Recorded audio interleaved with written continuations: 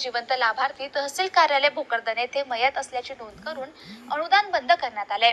या प्रकरणाची चौकशी करून संबंधित तलाठी आणि तहसीलदार यांना निलंबित करून गुन्हा दाखल करावा या मागणीसाठी सुभद्राबाई रामराव शिरसाट यांनी जिल्हाधिकारी कार्यालयासमोर उपोषण सुरू केले।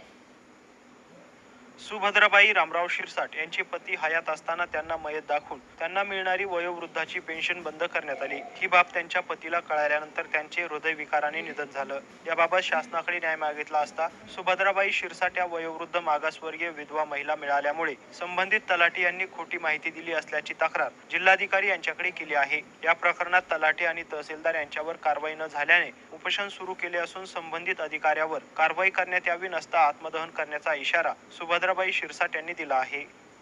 मी सुभद्राबाई रामराव शिरसाट, सिरसगाव मंडप, तालुका भोकरदन, जिल्हा जालना कार्यालयासमोर असे बसले असे विषय